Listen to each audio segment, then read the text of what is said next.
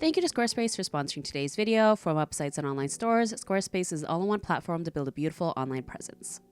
Hello friends, I hope that you've been well, and I am excited to tell you that we are going to be working on the very last installment of the Zodiac portrait series, which of course is Sagittarius. Here I am working on the sketching portion on my iPad using Procreate, and the inspiration with Sagittarius was primarily looking at photos of Christina Aguilera and Britney Spears because they are both Sagittariuses.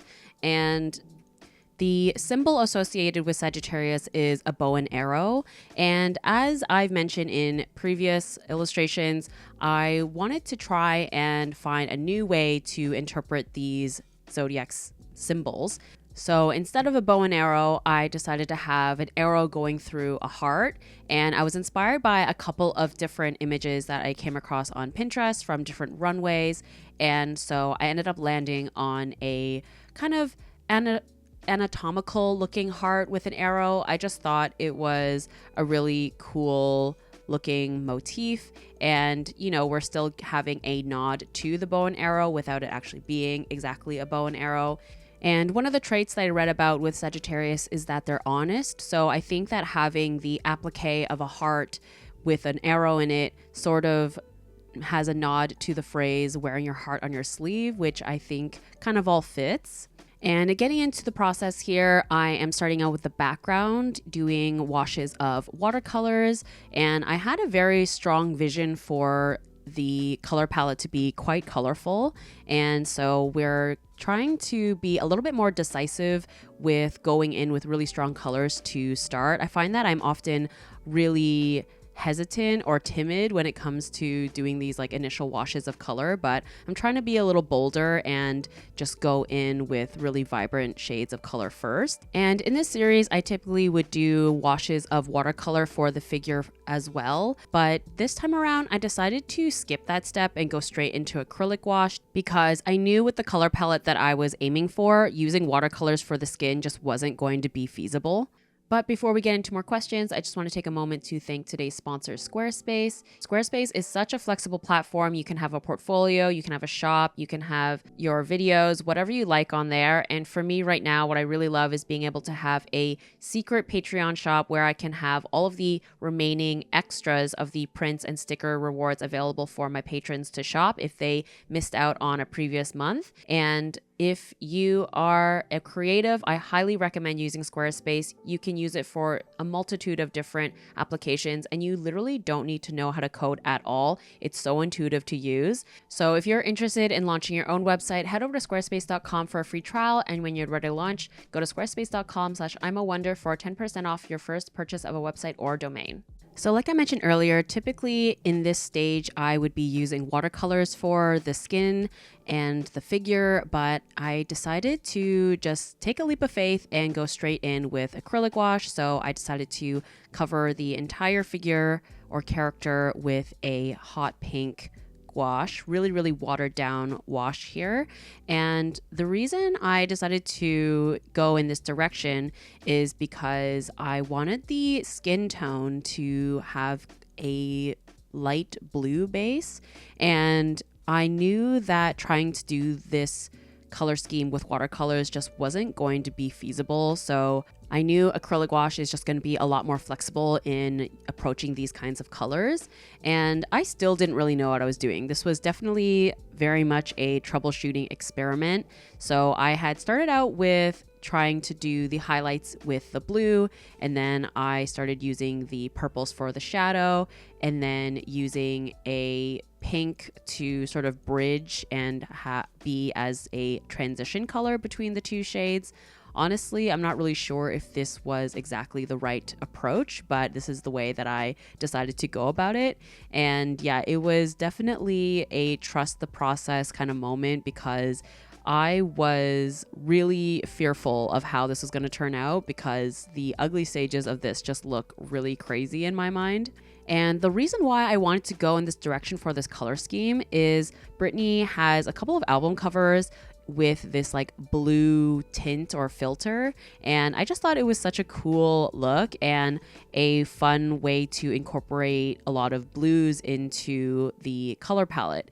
And so that was why I decided to go in this direction. And it's funny because early on when I decided to do this Zodiac series, I had intended to do a lot of unconventional colors for skin tones, and I did do that for a couple of them, but then kind of along the way, I just sort of forgot about that kind of art direction that I had noted for myself. And so I'm glad to be able to return to that for this last illustration.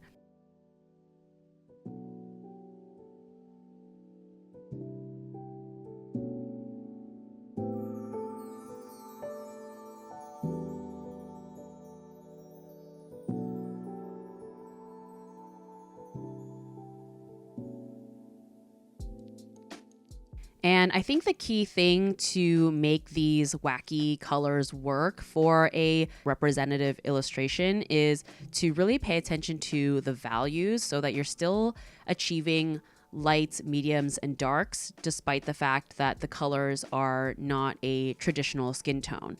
And a really important thing that I felt was necessary in the process of this illustration was to introduce these darker shades, especially for the features, particularly the eyes, so that I could preserve the original sketch to a degree, but also feel like I was going in the right direction, because I find that there's so many times when I kind of leave these darker kind of feature points towards the end, and by that point I've lost the sketch entirely. So it's really important to add those in, and I also find that it helps make the illustration look a little bit better and helps reassure you that you're on the right track. And of course, another thing that I like to do is have the original sketch nearby to reference for keeping, the sketch similar to what it originally looked like. And I also have my iPad up for color reference as well.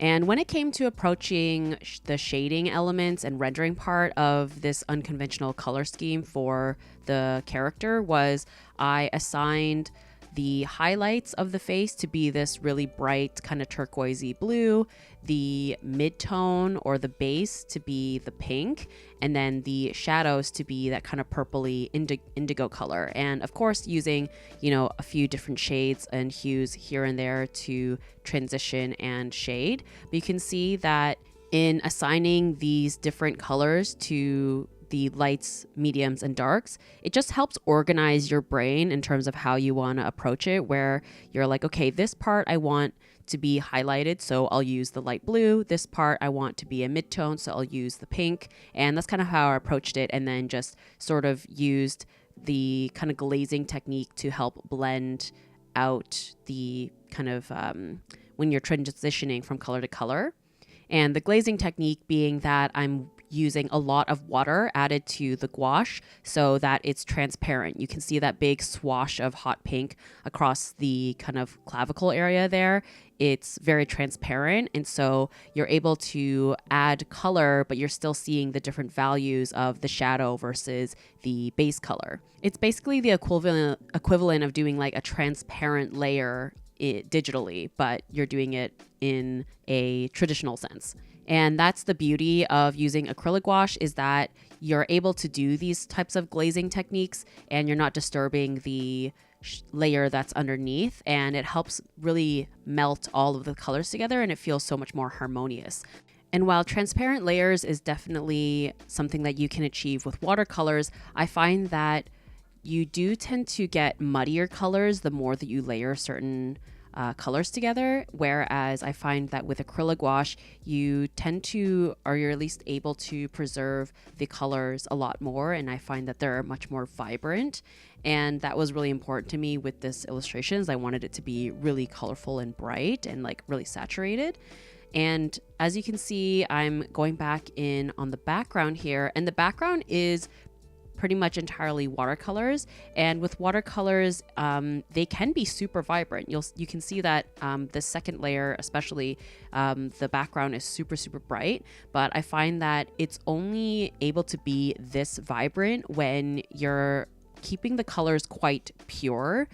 So I'm pretty much only layering the same like 1 or 2 colors with each other, as opposed to in the way that I'm doing with the skin tone, I'm using like more than 2 colors, 2 or 3 colors. And so that's something that I'm learning. If I want to keep the colors super, super vibrant with watercolors, I need to make sure that I'm limiting how many colors I'm using. And with acrylic gouache, as you can see here, I'm adding a blue on top of the pink. And if I were to do that with watercolors, the blue would not look nearly that vibrant. And here on the arm, I think is like a perfect example of the flexibility of acrylic gouache. I put down that light highlight blue, and then I bring in a clean brush that's a little bit damp from water, and I blur out the edges to create that soft kind of blending effect. And then I go in with that hot pink for that brighter transitional shade. And that's something that is just not going to be possible with even regular gouache, I find, because with regular gouache, when you're using really thin, watered down paints like that, it often disturbs the layer underneath. When it came to the kind of chest area, I was really struggling with how I wanted to approach it. You can see it's like super patchy and wonky looking. So I find when I kind of run into hiccups like that, I just move on to other areas of the painting so that I can just like take a little breather and come back to it with fresh eyes. And so I'm kind of going in with these larger blocks of blue, which is like, a mindless task, I find. And then I decided to move on to the hair. And the interesting about the hair was that originally I wanted it to read as blonde. So I was kind of in a toss-up of like a honey blonde or an icy blonde, but basically I had the idea of blonde in my mind because of the inspiration of Britney Spears and Christina Aguilera, who are both known to typically be blonde. And while I knew that this color palette wasn't going to lend itself to like a true blonde color, I figured that I was going to use, the pinks and blues and purples to create the idea that it is leaning blonde.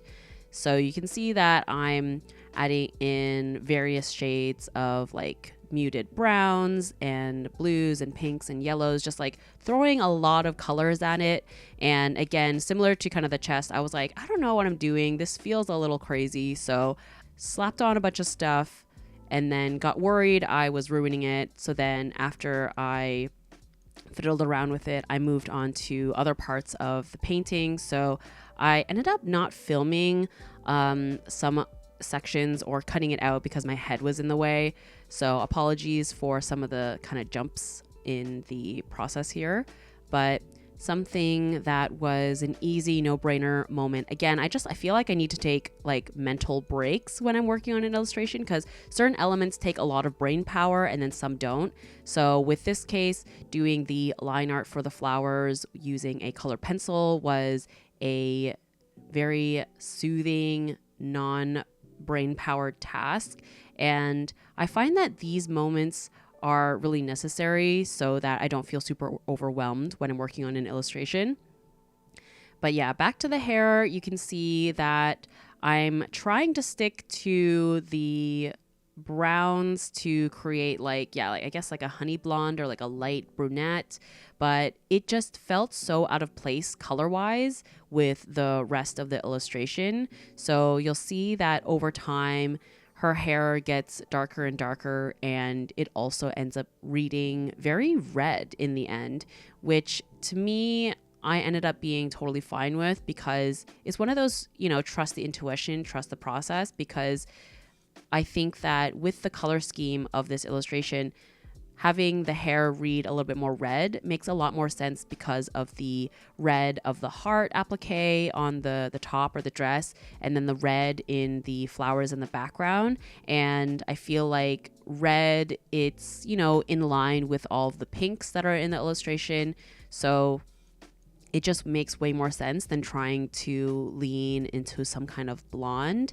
And that's when, you just have to accept that your original vision might not be the best choice for the illustration. And so lesson to take away from that basically is to be flexible during the process and just essentially problem solve your way into what makes the most sense for what is kind of unraveling with the art. And it was at this point that now her hair being much more red, and something about the red lips maybe and the pops of red throughout the piece, she started to look a lot like Satine in Moulin Rouge, which I'm totally not mad at because I absolutely love that movie. And I guess maybe it's on my mind because my friend and I have tickets to see the Broadway version on stage here in Toronto for next month. So I'm really looking forward to experiencing that. And I had heard that they updated the songs or included new songs with like newer contemporary music, which I'm not 100% sure how I feel about that because I'm so attached to the original soundtrack of the movie. And as I'm looking at this with the kind of jewels and the blues, it also kind of reminds me of Rose and Titanic as well, which is so funny because neither of those references were on my mind at all when I was making this illustration. These little touches of pink in the background, I intended it to try and be smoke because I wanted to have a nod to the fact that Sagittarius is a fire sign. But in the end, I feel like they ended up looking a little bit more like clouds, which is not a bad thing. But I found that with Sagittarius having a turquoise blue color palette, but being a fire sign was kind of challenging to do because I find that, blue we often associate with water or ice. And so I think that's why I decided to add in reds as well to not only break up the color palette, but also I find I so strongly associate red with fire. Even though as I say this, I know that fire can be blue sometimes, but in any case, with this illustration, I really wanted to show the duality in Sagittarius, and not in the same way of Gemini necessarily, but in the sense that I feel like with Sagittarius, they have a kind of sweetness to them, but they're also baddies at the same time. And so I think that's how I approached it in terms of the hairstyle and the expression. She reads kind of, sweet, kind of demure, but I think the anatomical heart with the arrow piercing it and the color palette, like the really strong colors, sort of nods to the baddie energy. Of course, as it is with all of these Zodiac illustrations, it's totally up to the viewer to interpret it however you want. And again, the interpretations that I have of each Zodiac sign is very loose and just meant to be for fun. I don't want anyone to feel like I'm misrepresenting them if they don't resonate with their particular sign in the illustrations that I make. But yeah, it's so exciting to have this illustration series come to a close. While I had a lot of highs, I had a lot of lows with them also. It just was like a really interesting process to be working on a project like this all year, and I'm really looking forward to making a zine out of these illustrations, which will be coming out sometime early next year. And as always, if you are interested in receiving this illustration as a postcard and sticker, you can join my Patreon page anytime during the month of December. And you'll have access to my entire catalog of years worth of exclusive videos, extra content, and goodies over on my Patreon page. And with that, the process of Sagittarius comes to a close. I hope that you enjoyed coming along this journey with me, working on all of these Zodiac illustrations all year. If you missed them, I of course have all of them up on my channel that you can watch back, and look forward to the zine release next year. And let me know if you would like these to be released as full-size prints on my shop. I'm thinking about maybe opening up a pre-order for them for a limited edition run. I'm thinking 8.5 by 11, just the letter size that my prints usually come in. But yeah, that's going to be it for me today. Thank you so much for watching. I hope that you have an amazing day or evening wherever you're at, and I'll catch you in the next one. Bye!